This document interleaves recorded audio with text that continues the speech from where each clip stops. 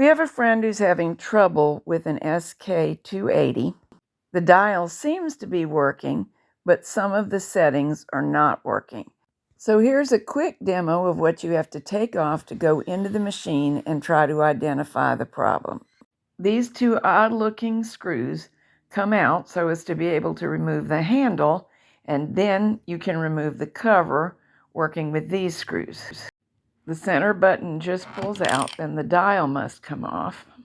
On this model, twisting the dial all the way past 0 will allow you to wiggle it off.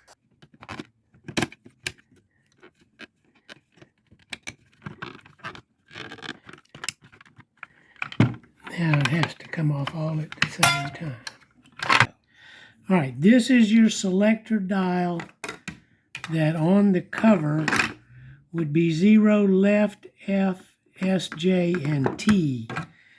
So it sits on that post, and these are the cams for these control levers. If you notice, there's 2 at the bottom, right there, and then there's these at the top, right there. They're a little stiff right now, and we'll lubricate them. But those ride these cams. Now I'm going to put this on and show you that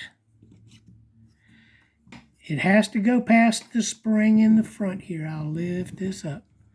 You can see this spring is stopping it from going down, and this spring will also stop it from going down. So I've got a better view now. Can you point to the two separately again? All right. That's one spring finger right there. And there's another one below it. Either one of those can stop this from going down. So let me put it into place, and then we'll go back and look at what it does.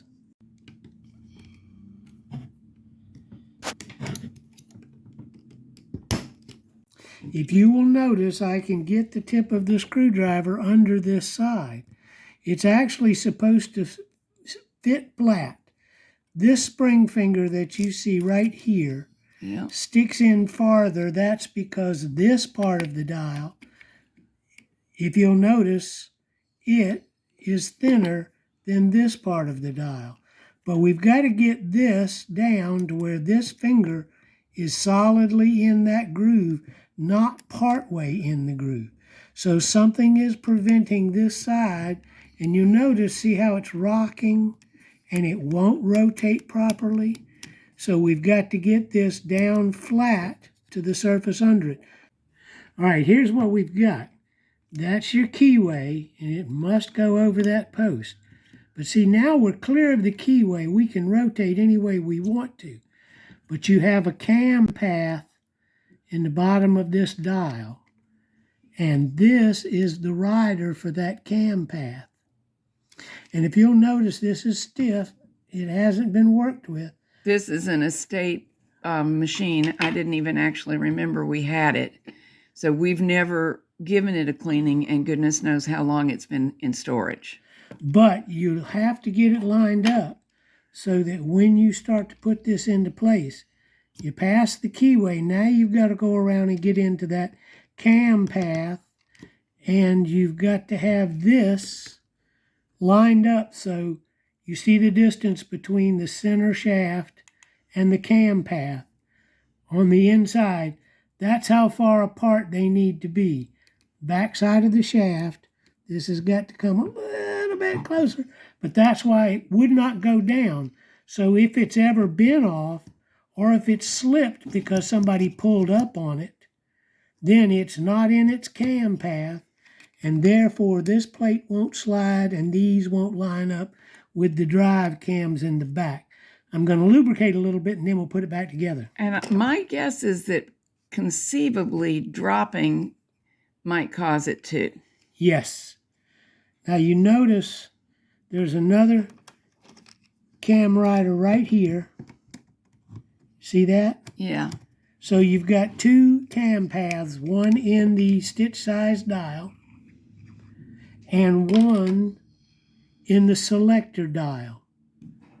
So what we've got to do is figure out which one of these cams goes into which one of these paths, and I'm thinking this one goes into this path, because this one sticks up high enough, since this surface rides on that surface. This is the taller of the cam riders, so it goes in the stitch dial. So we've got to do the same thing. We've got to get this moved to such a position that when we go down... So it sounds to me like this is a job for an octopus.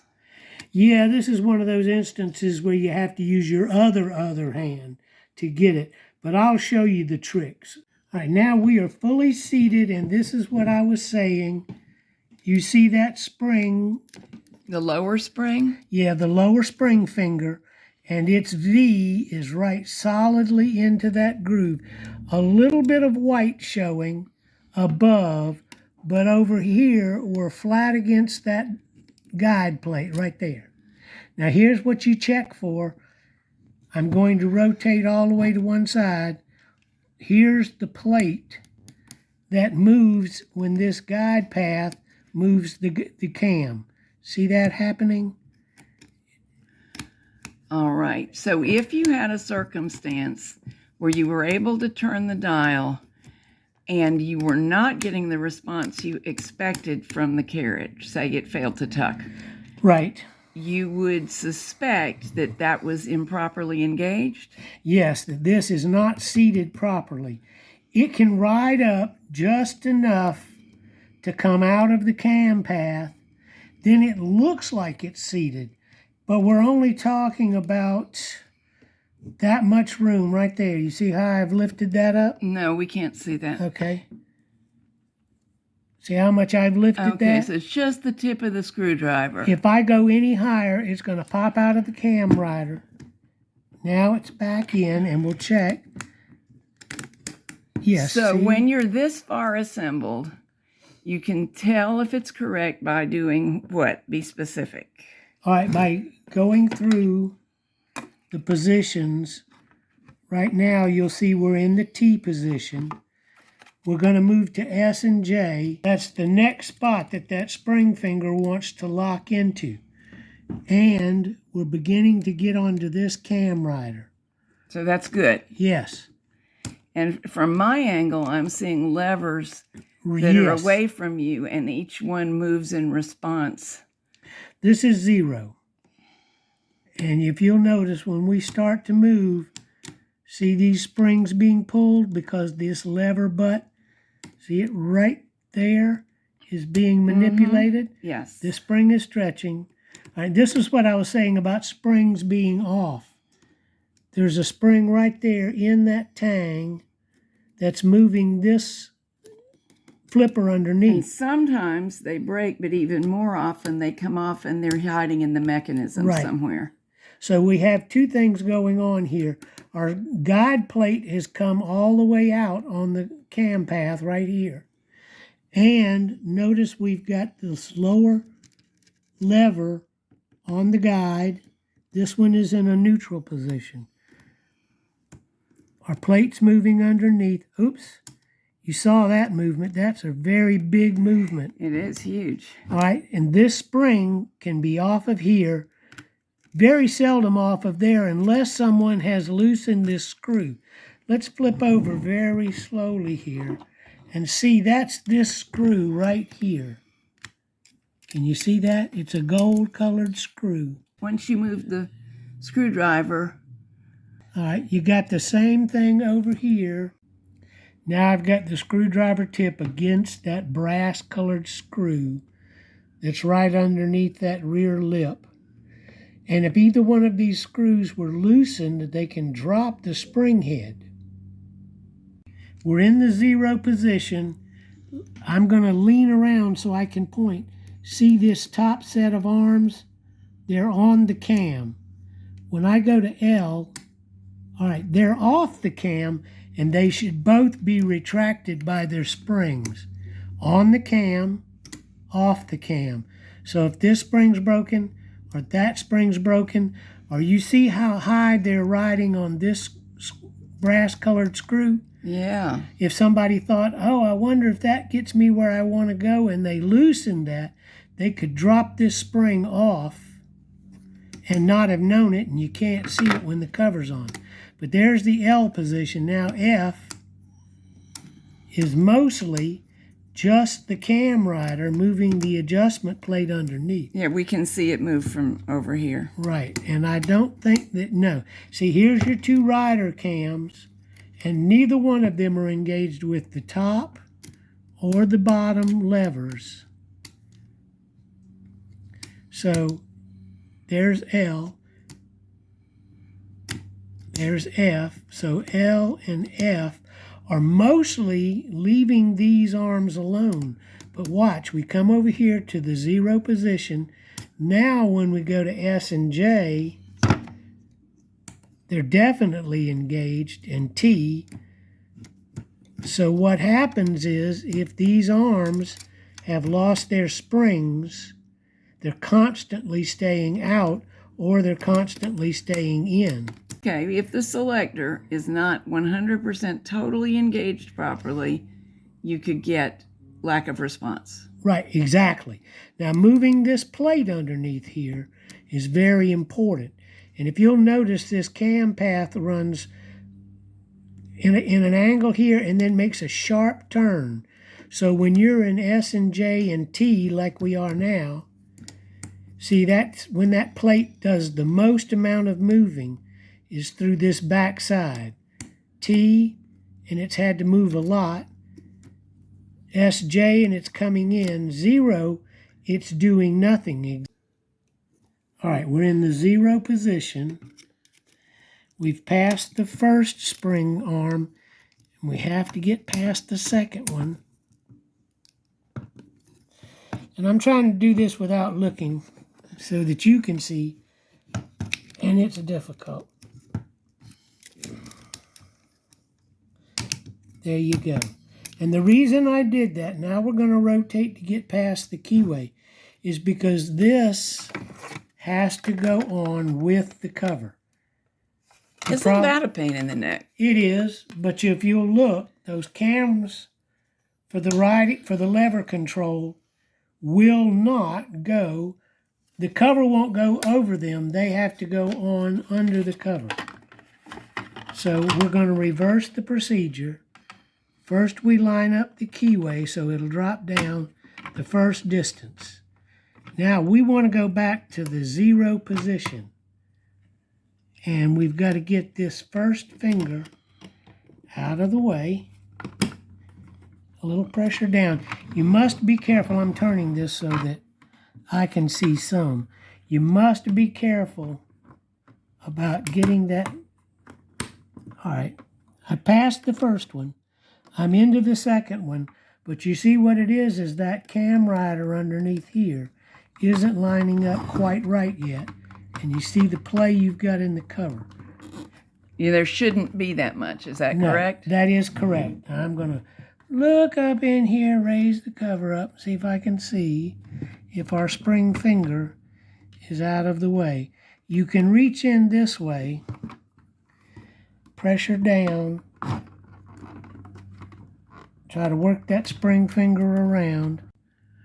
All right, this is the cam rider, the cam path rider that we need to get into position. That's what was holding us off again.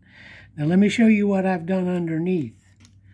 I'm pulling these levers with my fingers so that it frees that cam path. Remember we said we knew we were right because these buttons appeared? If you'll notice, that's what I'm doing. I'm doing that with my fingers so that this cam rider is loose, so that when we go to put this on, it'll pop into place without me having to fight with it. 0. Now, SJ, you see two things going on.